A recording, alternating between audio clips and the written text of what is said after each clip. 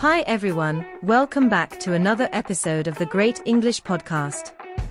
I'm Catherine, and with me as always is my fantastic co-host, Mark. How are you today, Mark? Hi Catherine. I'm great, thanks. Really excited about today's topic, hobbies and personal happiness. This is something I think a lot of our listeners will find both interesting and useful. Absolutely. Hobbies play such an essential role in our lives, don't they? They can bring so much joy and satisfaction. But before we dive into the details, let's start with a simple question. What is a hobby? A hobby is essentially any activity that you do regularly for pleasure and relaxation rather than for work. It could be anything from playing a musical instrument to gardening, painting, or even collecting stamps. The key is that it's something you enjoy and that helps you unwind. Right. And hobbies are incredibly diverse. Some people love physical activities like hiking or swimming, while others might prefer more sedentary pursuits like reading or knitting. What's your favorite hobby, Mark?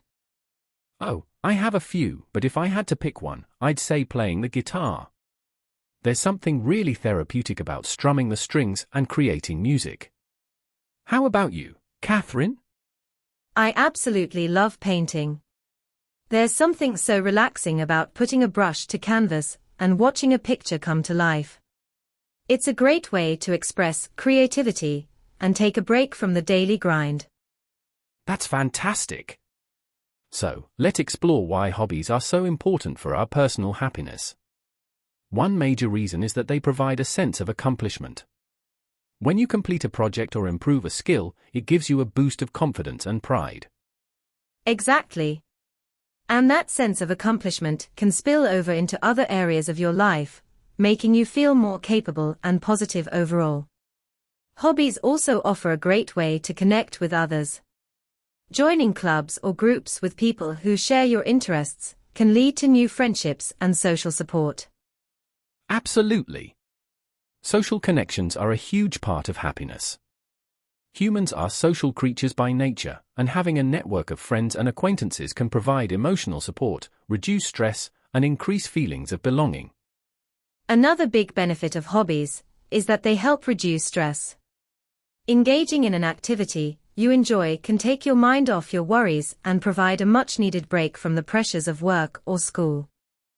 Yes, and there's science to back that up. Studies have shown that engaging in leisure activities can lower blood pressure, reduce levels of cortisol, which is a stress hormone, and even improve overall mental health. And it's not just about reducing stress. Hobbies can also enhance your creativity and problem-solving skills. When you engage in creative activities, you're training your brain to think outside the box and come up with innovative solutions. That's a great point. For instance, if you enjoy writing stories or poetry, you're constantly practicing how to communicate ideas effectively and imaginatively. Those skills can be incredibly valuable in many aspects of life, including work and personal relationships. And let's not forget about the physical benefits. Many hobbies, like dancing, hiking, or playing sports, involve physical activity, which is great for your overall health. Even hobbies that aren't traditionally active can get you moving and improve your fitness levels. Definitely. Physical activity releases endorphins, which are natural mood lifters. Plus, staying active can help you sleep better, have more energy, and even improve your cognitive function. So true. Now, let's talk about some tips for finding a hobby that you'll love. It can be a bit daunting to start something new, especially if you're not sure where to begin. One good approach is to think about what you already enjoy doing in your free time. Do you like reading? Maybe you'd enjoy joining a book club or trying your hand at writing. Are you a fan of cooking shows? Perhaps experimenting with new recipes could be your thing. Another tip is to consider what activities you enjoyed as a child. Sometimes, we lose touch with our childhood passions as we grow older, but revisiting them can reignite that sense of joy and wonder. That's a great idea. Also, don't be afraid to try new things. Sometimes, you won't know if you like something until you give it a shot. Take a class, join a group, or even just experiment on your own at home. The key is to keep an open mind and be willing to explore. Yes, and remember that it's okay to be a beginner. Everyone starts somewhere, and it's perfectly fine to not be good at something right away. The important thing is to enjoy the process and keep practicing. Absolutely. And speaking of enjoying the process, let's dive into some specific hobbies that can boost your personal happiness. First up, let's talk about gardening. Gardening is a wonderful hobby. It gets you outside, gives you a sense of accomplishment as you watch your plants grow, and it's great exercise too. Plus, there's something very soothing about being in nature and working with your hands. Not to mention the joy of harvesting your own fruits, vegetables, or flowers. There's a lot of satisfaction in knowing you've grown something from scratch. Another great hobby is photography. It allows you to capture and appreciate the beauty around you, and it can be a great creative outlet. Plus, with today's smartphones, it's easier than ever to get started. Photography is fantastic because it encourages you to see the world differently. You start to notice details and moments that you might have otherwise overlooked. And sharing your photos can also be a great way to connect with others. Absolutely. Then there's playing a musical instrument, like you mentioned earlier, Mark. It's a hobby that can be incredibly rewarding. Learning to play an instrument challenges your brain and improves your coordination. Yes, and it's also a great stress reliever. Whether you're strumming a guitar, playing the piano, or even just tapping out rhythms on a drum, making music can be a very therapeutic experience. Another hobby that can bring a lot of happiness is cooking or baking. It's creative, it's practical, and you get to enjoy delicious results. Plus, cooking for others can be a wonderful way to show you care. Cooking is great because it engages all your senses, the smells, the tastes, the textures. And trying out new recipes can be a fun adventure. Plus, sharing a meal with loved ones can strengthen your relationships and create lasting memories. Reading is another fantastic hobby. It's a wonderful way to escape, learn new things, and experience different worlds and perspectives. Whether you're into fiction, non-fiction, or even graphic novels, there's something for everyone. Reading can be incredibly relaxing, and it's a great way to unwind after a long day. It also improves your vocabulary and comprehension skills, which can be beneficial in many areas of life. Another hobby to consider is painting or drawing. Like I mentioned earlier, it's a great way to express yourself creatively. And you don't have to be a professional artist to enjoy it. The act of creating is what's important. Painting and drawing can be very meditative. It's about the process as much as the end result. Plus, it's a great way to visually express your thoughts and emotions. Speaking of expression, let's not forget about writing. Whether it's journaling, writing stories, or even blogging, writing can be a very cathartic hobby.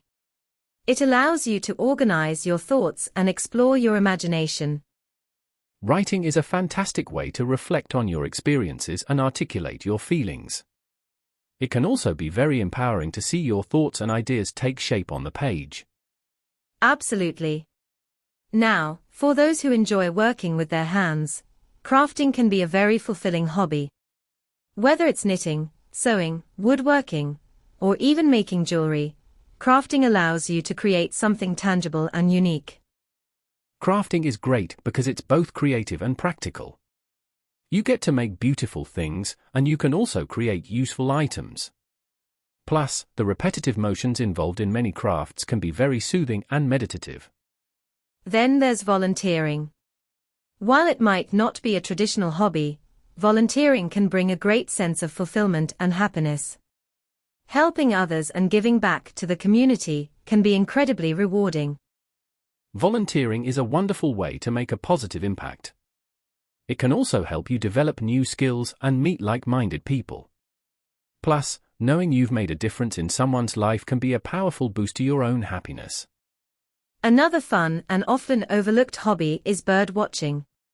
It's a great way to spend time outdoors, learn about nature, and enjoy the beauty of wildlife. Plus, it requires patience and observation, which can be very calming. Bird watching is fantastic because it combines the benefits of being in nature with the excitement of discovering new species. It's a great way to slow down and appreciate the natural world around you. And let's not forget about puzzles and games. Whether it's jigsaw puzzles, board games, or even video games, these activities can be a great way to relax and have fun. They also help improve your problem-solving skills, and can be a great way to spend time with family and friends. Absolutely. Games can bring people together and provide hours of entertainment. Plus, many games challenge your mind in different ways, keeping your brain active and engaged. Learning a new language can be incredibly enriching. It not only helps you communicate with more people, but also gives you a deeper understanding of different cultures and perspectives. Then there's yoga and meditation. These practices are wonderful for both the mind and body. They help improve flexibility, reduce stress, and promote a sense of inner peace. Yoga and meditation can be very grounding. They teach you to be present and mindful, which can help you manage stress and find balance in your life. Another hobby that's gaining popularity is DIY home improvement. From small crafts to larger renovation projects, working on your home can be very satisfying and practical. DIY projects can be a great way to personalize your space and improve your living environment. Plus, there's a real sense of accomplishment in completing a project with your own hands. And for those who love the outdoors, hiking and camping are fantastic hobbies. They allow you to explore nature, get some exercise, and enjoy the beauty of the wilderness. Hiking and camping can be incredibly refreshing. There's something about being out in nature, away from the hustle and bustle of everyday life, that's very rejuvenating. Speaking of nature, let's talk about fishing. It's a hobby that combines relaxation with excitement. Whether you're at a lake, river, or the ocean, fishing can be a great way to unwind and connect with nature. Fishing is a wonderful way to spend time outdoors and enjoy the tranquility of the water. Plus, the thrill of catching a fish can be very rewarding. Another hobby that can bring a lot of joy is dancing. Whether you take classes, go out dancing with friends, or just dance around your living room, it's a great way to express yourself and get some exercise. Dancing is fantastic because it combines physical activity with creativity. It's a fun way to stay fit, and can also be a great social activity. And for those who enjoy being creative in the kitchen, there's mixology. Creating your own cocktails and mocktails can be a fun and creative hobby. It's a great way to experiment with flavors and impress your friends. Mixology is a lot of fun. It's like being a chef, but with drinks. You can try new recipes, create your own concoctions, and learn about different types of spirits and mixes. Another fulfilling hobby is genealogy. Researching your family history can be fascinating and rewarding. It's a great way to learn more about where you come from and connect with your roots. Genealogy can be a very engaging and educational hobby. It involves a lot of detective work, piecing together your family's past, and it can provide a deeper sense of identity and belonging. And for those who love animals, pet care can be a very rewarding hobby. Whether you have a dog, cat, bird, or even a reptile, taking care of a pet can bring a lot of joy and companionship. Pets can provide unconditional love and companionship. Taking care of them can be very fulfilling, and spending time with them can reduce stress and improve your mood. Finally, let's talk about travel as a hobby. Exploring new places, experiencing different cultures, and meeting new people can be incredibly enriching and exciting. Travel broadens your horizons and opens your mind to new experiences. It can be a great way to learn about the world, gain new perspectives, and create lasting memories. Absolutely. Travel can be one of the most rewarding hobbies, offering endless opportunities for adventure and personal growth. So, As we've seen, hobbies are not just about passing the time. They're about enriching your life, boosting your happiness, and helping you grow as a person. Whether it's something active, creative, social, or solitary, there's a hobby out there for everyone. And the best part is, you don't have to stick to just one. You can have multiple hobbies that cater to different aspects of your personality and interests. That's right. The key is to find activities that bring you joy and satisfaction. Hobbies are a personal journey, and what works for one person might not work for another. So, it's all about exploring and finding what makes you happy. We hope today's episode has inspired you to think about your own hobbies and maybe even try something new. Hello, my loving friends. Welcome back to the Great English Podcast. I'm Catherine, and with me is my co-host, Mark. Hi, everyone. We're thrilled to have you with us today. In this episode, we're diving into some crucial topics: global warming, climate change, and population decline. That's right, Mark. These issues are not only important for understanding our world, but they also provide a great opportunity to expand your English vocabulary and comprehension. So, grab your notebooks and get ready to learn some new words and concepts. Let's get started. First, let's talk about global warming. Global warming refers to the long-term heating of Earth's climate system due to human activities, primarily the emission of greenhouse gases. Greenhouse gases, like carbon dioxide and methane, trap heat in the Earth's atmosphere. This is known as the greenhouse effect. Here's a simple sentence to illustrate. The burning of fossil fuels releases greenhouse gases into the atmosphere. Fossil fuels include coal, oil, and natural gas. When we burn these fuels for energy, we release a lot of carbon dioxide, which contributes to global warming. Another key term is carbon footprint. Your carbon footprint is the total amount of greenhouse gases you produce, directly or indirectly. For example, driving a car, using electricity, and even the food you eat can contribute to your carbon footprint. Now, let's discuss the effects of global warming. One major effect is rising temperatures. Over the past century, the Earth's average temperature has increased by about 1.2 degrees Celsius. This might not sound like much, but it has significant consequences. For instance, higher temperatures can lead to more extreme weather events, like heat waves and storms. Melting ice caps are another consequence. As global temperatures rise, glacier and ice sheets in places like Antarctica and Greenland are melting faster. This contributes to rising sea levels, which can lead to flooding in coastal areas. Cities like Miami and New York are at risk. Now, let's have a quick discussion. Mark, what do you think are some ways we can reduce our carbon footprint? Well, Catherine, there are many ways. We can reduce energy use by turning off lights and using energy-efficient appliances. We can also use public transportation or ride bikes instead of driving. Great points. Listeners, think about your own carbon footprint. What changes can you make to reduce it? Additionally, we can support renewable energy sources like solar and wind power. These sources produce electricity without emitting greenhouse gases. Another effective method is to reduce, reuse, and recycle. By minimizing waste and reusing materials, we can significantly lower our carbon emissions. And let's not forget about our diets. Reducing meat consumption, especially beef, can lower methane emissions from livestock. Excellent point, Mark. Now, let's move on to another interactive activity. Listeners, take a moment to think about the last meal you had. What ingredients were in it, and how might they have contributed to your carbon footprint? While you're thinking, let's talk about some global initiatives. The Paris Agreement, for instance, is an international treaty aimed at reducing carbon emissions worldwide.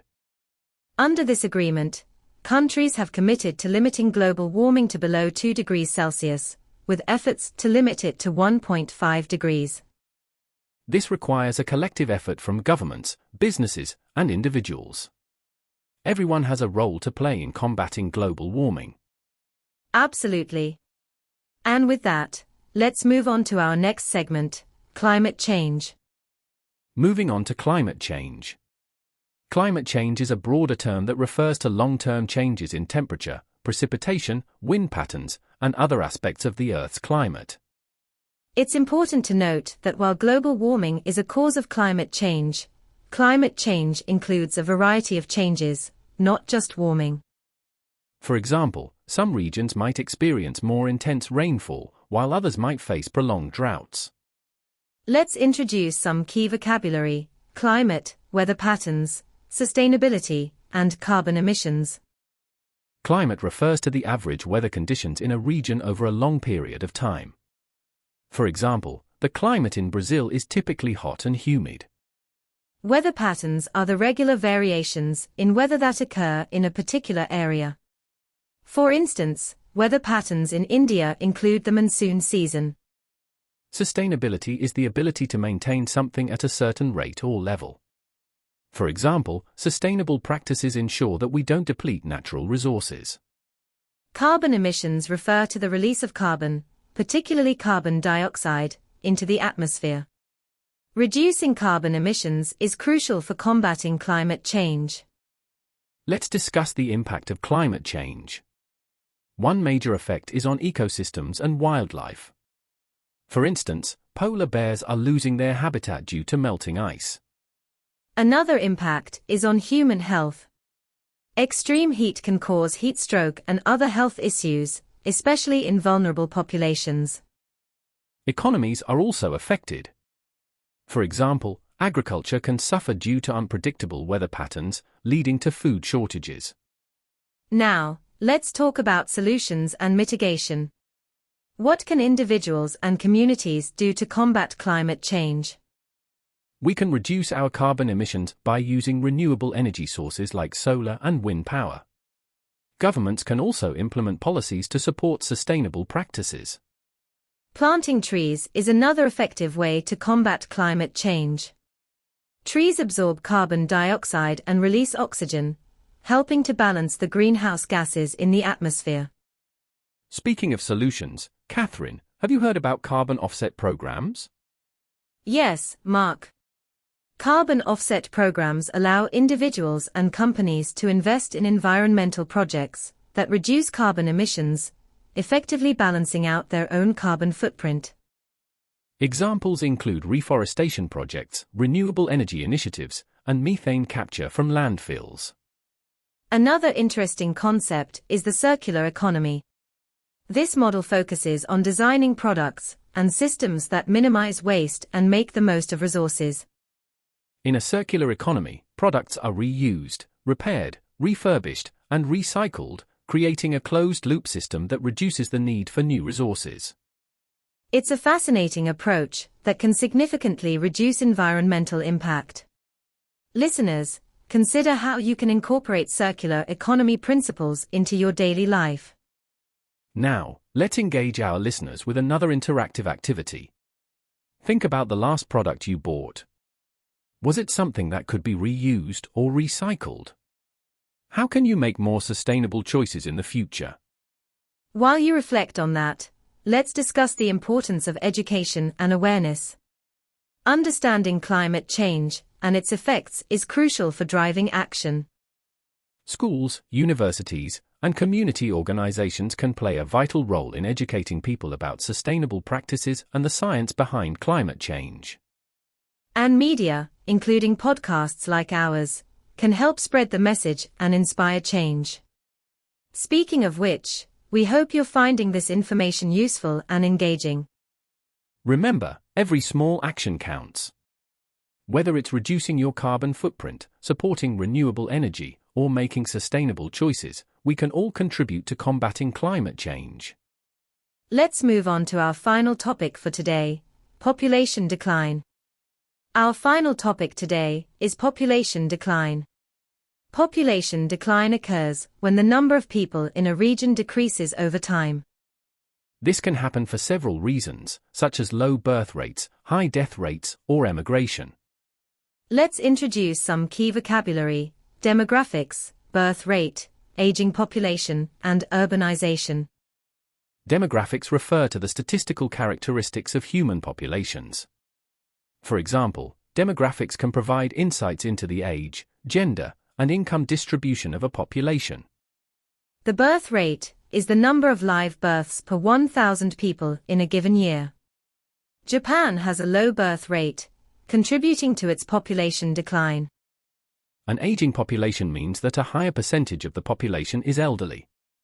Italy is facing challenges due to its aging population.